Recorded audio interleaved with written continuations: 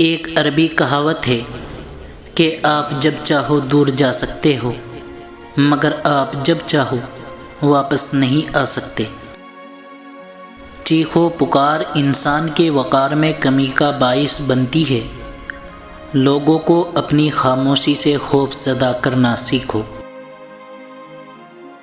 کسی تعلق کو بچانے کے لیے 100 دلیلیں دینے سے بہتر ہے کہ دل پر پتھر رکھ کے جانے والے کو خوشی خوشی رخصت کر دیا جائے۔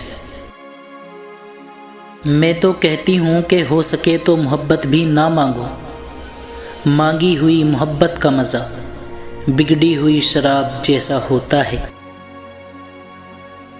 اللہ کے ہر فیصلے پر مطمئن رہے، کیونکہ اللہ وہ نہیں دیتا جو آپ کو اچھا لگتا ہے، بلکہ اللہ وہ دیتا ہے جو آپ کے لیے اچھا ہوتا ہے۔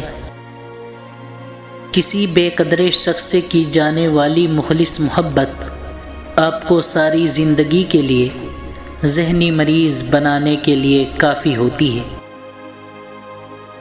محبت یہ تو نہیں کہ ایک دوسرے کو ذہنی مریض بنا دیا جائے، محبت تو ایک دوسرے کی تھکاوٹیں سمیٹ لینے کا نام ہے۔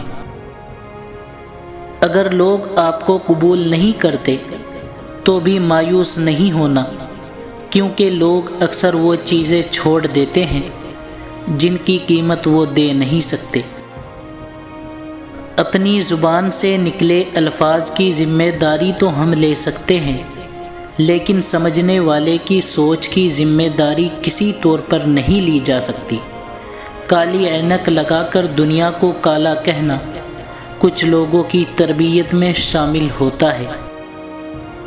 ایک کڑوا سچ یہ بھی ہے کہ عورت کی محبت شروع میں کم ہوتی ہے اور وقت کے ساتھ ساتھ بڑھتی چلی جاتی ہے، اور مرد کی محبت شروع میں بہت زیادہ ہوتی ہے اور وقت کے ساتھ ساتھ کم ہوتی جاتی ہے۔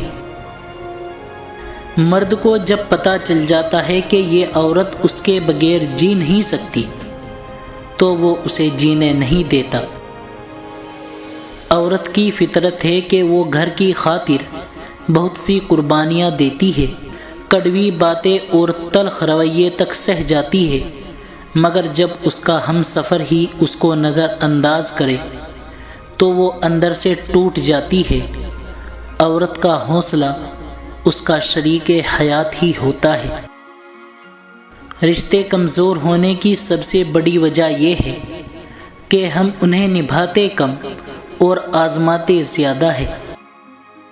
عورت اپنی زندگی میں 2 قسم کے مردوں کو کبھی نہیں بھولتی، ایک وہ جو اس سے محبت کرتا ہو اور دوسرا وہ جو عزت کرتا ہو، لیکن ہمیشہ محبت سے زیادہ عزت کا پلڑا بھاری رہتا ہے، پھر چاہے عزت دینے والا کوئی غیر مرد ہی کیوں نہ ہو۔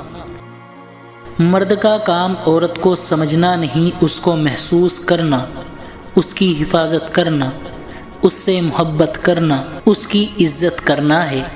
یہ باتیں عورت کو کڑے سے کڑے حالات میں بھی جینے کا حوصلہ دیتی ہے۔